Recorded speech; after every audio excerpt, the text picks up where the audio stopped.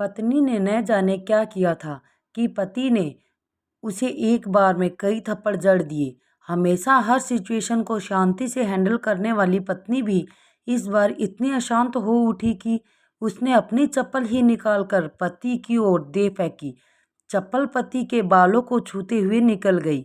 ये किस्सा यहीं पर ख़त्म हो सकता था, मगर पति ने इसे अपनी मर्दानगी का विषय बना लिया और बात बद से बदतर होती चली गई। रिश्तेदारों ने भी आग में घी का काम किया। किसी ने कहा जो औरत अपने पति को चप्पल से मार सकती है वो नहीं तो वफादार हो सकती है और ना ही पवित्रता। ऐसी औरत परिवार में ही नहीं पूरे समाज पर कलंक होती है। बीवी के पक्ष वाले कहाँ पीछे रहने वाले थे।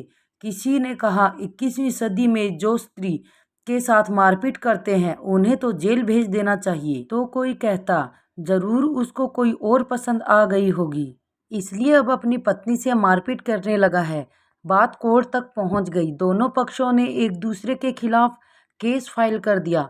पति ने चरित्रहीन होने का तो पत्नी ने दहेज और शारीरिक उत्पीड़न का आरोप लगाया। 2 वर्षों से अधिक समय के लिए केस चला था। इन 2 वर्षों के दौरान दोनों पति पत्नी अलग अलग रहे थे। इन 2 वर्षों के दौरान दोनों पक्षों की समर्थकों की संख्या में कम हो गई थी। पहले जहां दोनों पक्षों के समर्थकों का समूह होता था, अब गिने चुने लोग रह गए थे। पति और पत्नी दोनों की आर्थिक स्थिति भी इस समय के दौरान नीचे गिर चुकी थी। जिन्हें वो अपने शुभचिंतक समझ रहे थे, पैसों की बात आते ही उन्होंने भी अपना पलड़ा झाड़ लिया था। अगर कोई देने को राजी भी हुआ हो तो मोटे ब्याज की शर्त पर। आखिरकार वही हुआ जो सब चाहते थे, डाइवोर्स। हर कोई खुश था, दोनों पक्षों के रिश्तेदार, उनके माता पिता और दोनों के वकील। लेकिन 5 साल की सुखद शादी और एक सुंदर बेटी होने के बाद मिले इस डाइवोर्स से पत्नी मुक्त थी और पति शांत। शायद ये एक इत्तेफाक ही था कि इस खुशी को मनाने के लिए दोनों पक्ष के लोग एक ही चाय की टपरी पर बैठे आमने सामने।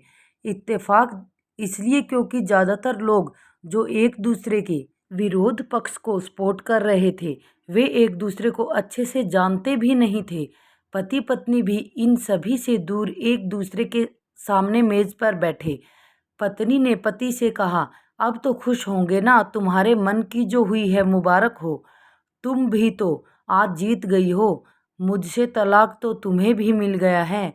Congratulation to you all too. पति ने कहा। तलाक को तुम जीत का प्रतीक समझते हो? पत्नी ने पूछा। पति चुप रहा। थोड़ी देर की शांति के बाद पति ने कहा, मुझे तुम्हें 5 लाख रुपए अभी और हर महीने 8 हजार रुपये देने का आदेश है। अभी मेरे पास पैसे नहीं हैं, इसलिए मेरा जो सिटी में फ्लैट है उसे तुम्हारे नाम कर देता हूँ। पत्नी बोली, लेकिन उस फ्लैट की कीमत तो 18 लाख रुपए है। हाँ, लेकिन हमारी बेटी तुम्हारे साथ है और आगे जाके इसके खर्चे भी बढ़ेंगे। तुम्हें थोड़ी आसानी होगी। पति ने कहा, नहीं नहीं, मुझे सिर्फ 5 लाख ही देना और तुम हर महीने 8 हजार तो देने वाले हो। मैं मैनेज कर लूँगी। अगर 5 लाख नहीं है तब भी कोई बात नहीं। पत्नी बोली। दोनों फिर से शांत हो गए। पति सोचने लगा, कितनी भोली और समझदार है ये औरत, जो कुछ समय पहले तक मेरी पत्नी थी और अब अनजान। ये वही है जो कम से कम खर्चे में घर चलाती और पैसे बचाकर मेरे जन्मदिन और बर्थडे पर हमेशा मेरे लिए नए कपड़े खरीद लाती। कभी बीमार भी हो जाती तो पैसे बचाने के लिए मुझे मालूम न होने देती और घरेलू नुस्खों से अपना इलाज कर लेती। मगर घर में कोई और बीमार होता तो तुरंत डॉक्टर के पास लेकर जाती। मेरी हिम्मती मारी गई थी। मैं ही अपनी झूठी मर्दानगी के चक्कर में इतनी बड़ी गलती कर बैठा। पत्नी के दिमाग में भी उथल पुथल चल रही थी। अभी भी वैसे का वैसा ही है। पहले भी खुद से ज़्यादा हमारे बारे में सोचता था और अब भी वही कर रहा है। यह वही आदमी है जो मुझे एक्सीडेंट से बचाने के लिए खुद मोटरसाइकिल के आगे कूद पड़ा था और अपनी उंगली तुड़वा ली थी। पता नहीं कौन सी मनहूस घड़ी में ये झगड़ा कर बैठी। पति ने मौन तोड़ते हुए पूछा, अब तुम्हारे कमर का दर्द कैसा है? ज़्यादा तकलीफ तो नहीं होती? पत्नी हल्का सा मुस्कुराई और बोली, अभी भी होता है। अब तो पेट में भी क्रम्स उठते हैं। वो तो होगा ही। तुम योगा या कसरत भी तो नहीं करती हो। अब किसी गायनेकोलॉजिस्ट को जरूर दिखा देना, पति ने कहा। तुम बताओ, तुम्हारा अस्थमा कैसा है अब? क्या अब भी दौरे पड़ते हैं? पत्नी ने पूछा।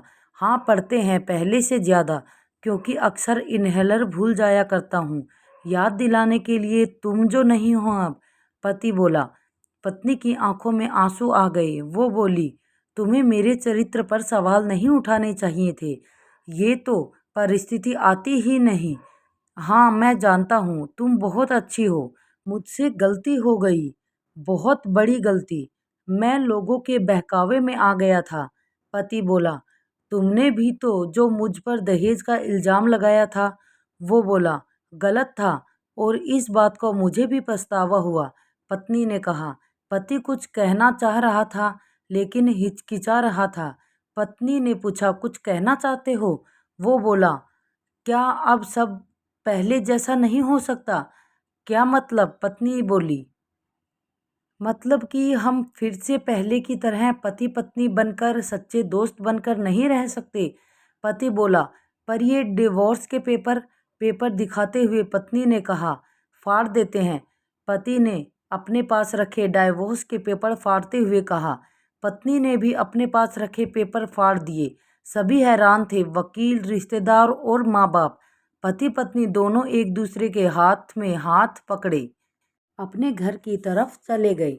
दोस्तों, गुस्से में लिया हुआ फैसला कभी भी सही नहीं होता।